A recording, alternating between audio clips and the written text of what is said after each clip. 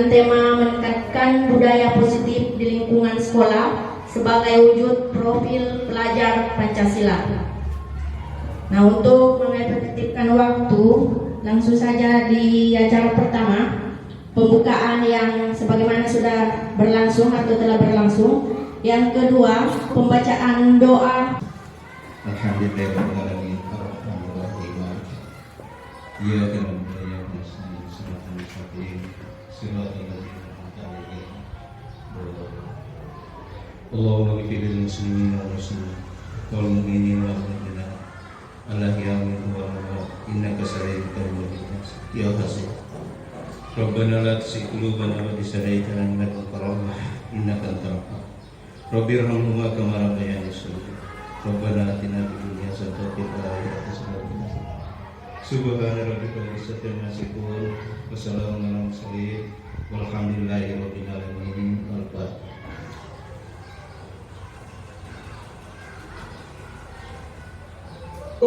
Daniam Timasau SPD MPD. Semoga dengan adanya rekan kita ini yang mengikuti guru penggerak bisa membawa sekolah kita ini ke arah yang lebih baik lagi, dalam artian bisa meningkat dari yang tadinya seperti ini kita lihat. Semoga kedepannya bisa lebih baik lagi, artinya ada peningkatan dari Potensi kita sebagai pengajar ataupun pendidik. Terima kasih kepada Bapak Ibu Kepala Sekolah yang telah memfasilitasi kami dalam melaksanakan kegiatan ini. Kegiatan ini sebenarnya salah satu kegiatan aksi nyata di pendidikan guru penggerak, dan di sini kami berinisiatif untuk mengimbaskan ke rekan-rekan guru. Maka beruntunglah karena Ibu Kepala Sekolah memfasilitasi kami di sini, bersedia. Jadi rekan-rekan yang pertama kali menerima materi ini adalah di SDN 62 Lare-Lare. Lakukan di kelas, utamanya di kelas dulu. Tapi inti dari budaya positif ini adalah mulai dari diri kita dulu, mulai dari diri kita sendiri dulu. Bagaimana kita mengimbaskan ke orang lain jika kita sendiri dulu tidak berubah. Misalnya kedatangan di sekolah, kita mau tegur siswanya kenapa datang terlambat sementara kita sendiri datang terlambat. Seperti itu. Jadi intinya apapun yang ingin diimbaskan ke siswa kita, kita harus mulai dari diri kita sendiri dulu. Benar terlaksana dan sudah benar adanya. Baiklah, ini adalah salah satu contoh keyakinan kelas yang saya sudah lakukan di kelas saya sendiri. Berikut, kita samakan persepsi. Ini adalah pengertian dari keyakinan kelas. Keyakinan kelas berarti nilai-nilai kebajikan atau prinsip-prinsip universal. Tahu kan kalau dibilang universal? Iya, umum, yang disepakati bersama secara universal, lepas dari latar belakang suku, agama, bahasa, maupun negara. Jadi siapapun di dalam kelas, baik yang orang Arab, orang bule, yang namanya di dalam kelas, berarti dia harus meyakini keyakinan kelas yang disepakati. Tidak boleh memandang bahwa dia anaknya Pak Guru, tidak boleh, dia harus melanggar. Tidak, pokoknya yang ada di dalam kelas harus sama-sama meyakini keyakinan kelas tersebut. Iya, tidak membeda-bedakan. Sama dengan semboyan kita, Bhinneka Tunggal Ika. Oke, bisa lanjut?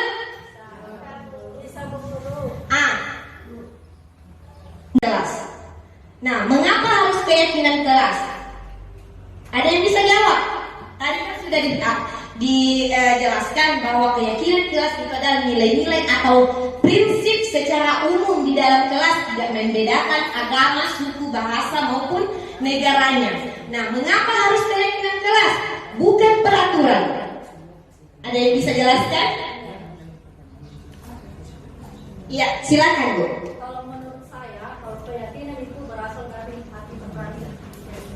Terus kalau peraturan kan harus diikuti, harus mengikuti. Kalau keyakinan kan tidak semestinya siapa tahu ada halangan atau apa.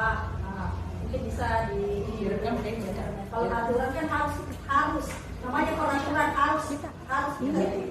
Oke, betul sekali. Kalau aturan, siapa yang buat aturan kita harus memakai helm? Siapa yang kita takuti adalah polisi lalu lintas. Sementara jika dikembalikan ke diri sendiri, aturan memakai helm itu bukan sebenarnya karena takut sama petugas. Yang harusnya itu adalah bahwa jika kita tidak memakai helm, tidak diminta-minta kita kecelakaan jatuh, kepala kita akan semuanya sama di dalam kelas. Makanya keyakinan kelas itu dibuat secara bersama-sama. Bukan cuma guru yang putuskan itu keyakinan kelas, tetapi dibuat secara bersama-sama bersama murid yang ada di dalam kelas. Itu yang disebut dengan kesepakatan kelas. Seperti yang sudah dikerja oleh Ibu Bia dengan murid di dalam kelas, itu yang harus diperhatikan. Jangan datang terlambat. Tidak seperti itu lagi, tapi dilihat apa curah pendapatnya. Ini yang disebut curah pendapat yang dikerjakan Ibu Bia. Ini adalah pendapatnya setiap peserta didik yang ada di dalam kelas 4. Apa yang mereka inginkan? Di sini ada 5 unsur, yaitu pengaruhnya jika menghukum, pengaruh jangka pendek dan jangka panjang. Terus penghargaan menghukum, apa juga pengaruhnya memberikan penghargaan menghukum. Terus penghargaan mengurangi ketepatan, penghargaan tidak efektivitas jika ada penghargaan. Berarti bukan dari dalam dirinya itu kesadaran untuk melakukan sesuatu. Dia mau melakukan karena ada, Lina kasihkan nanti Bu Guru roti. Seperti itu. Siapa yang pertama selesai? Saya kasihkan pulpen. Nah, seperti itu. Penghargaan mengurangi motivasi intrinsik, mengurangi motivasi dari dalam diri siswa. Nanti dia mau kerja jika ada semacam penghargaan, hadiah dari gurunya. Nah, ini 5 posisi kontrol guru dan orang tua. Yang mana sudah kita lakukan selama ini? Silakan Bapak Ibu pilih. Ayo, ada yang mau berpendapat? Yang mana di antara penghukum, pembuat merasa bersalah sebagai teman, atau pemantau, atau manajer? Manajer bukan berarti pemimpin di kepala sekolah ya, bukan. Tapi manajer itu berarti manajer untuk diri sendiri. Jadi di posisi mana Ibu selama ini? Ada yang bisa? Ayo, yang jujur. Kan katanya dimulai dari diri sendiri. Jangan bohongi diri sendiri. Jujur. Ayo. Di posisi mana Bapak Ibu? Ya, tapi positifnya dia bahwa karena saya sendiri saya bisa berubah. Iya, betul. Berikut ada yang ingin berpendapat. Ini akibatnya murid akan merasa bersalah telah mengecewakan ibu atau bapak gurunya. Murid akan menjadi orang yang gagal dan tidak sanggup membahagiakan orang lain. Karena kecewanya orang tuanya, dia merasa gagal, tidak sanggup membahagiakan orang lain. Dan benar yang dikatakan tadi, semuanya ini pasti sudah kita alami. Baik yang sudah mengajar 2-5 tahun, apalagi yang sudah 10 tahun ke atas mengajar, pasti sudah dialami ini. Nah, ini kalau posisi teman, siapa tadi yang pilih posisi teman? Posisi teman, murid akan merasa senang dan akrab dengan gurunya. Ini termasuk dampak yang positif. Hanya saja di sisi negatif, murid menjadi tergantung pada guru tersebut. Bila ada masalah, dia merasa bisa mengandalkan guru tersebut untuk membantunya. Akibat lainnya dari posisi teman, murid hanya akan berbuat sesuatu bila yang menyuruhnya adalah guru tersebut. Dan belum tentu berlaku yang sama dengan guru lain. Betul tidak? Ini yang banyak sekali. Tapi nak, angkatkan dulu guru itu sampah, bukan wali kelas. Posisi manajer adalah posisi di mana guru berbuat sesuatu bersama dengan murid, mempersilahkan murid mempertanggungjawabkan perilakunya, mempersilahkan murid mempertanggungjawabkan perilakunya, mendukung murid agar menemukan solusi atas permasalahannya. Hidup. Yang mana itu termasuk kebutuhan bertahan hidup? Sama kalau di pelajaran ekonomi, kebutuhan pokok. Ya, berarti makanan, minuman, pangan, pakaian.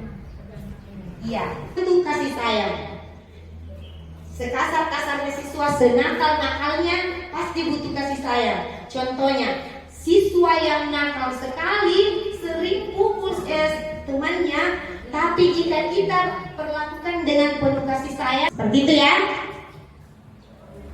Nah, ini apa itu restitusi? Restitusi adalah proses menciptakan kondisi murid untuk memperbaiki kesalahan mereka sehingga mereka bisa kembali pada kelompoknya mereka dengan karakter yang lebih kuat. Dengan karakter yang lebih kuat. Restitusi juga merupakan proses kolaboratif. Di 3 restitusi ini sebenarnya dilakukannya, tapi kita tidak sadari. Jika ada anak yang bersalah, kita adili. Seperti itu. Tapi yang jadi pertanyaan, sudah benar tidak langkah yang kita lakukan selama ini? Itu yang harus diluruskan. Yang pertama, menstabilkan identitas. Contohnya, berbuat salah itu tidak apa-apa. Yang kedua, validasi tindakan yang salah. Tindakan yang salahnya itu diapakan? Menanyakan keyakinan kelas.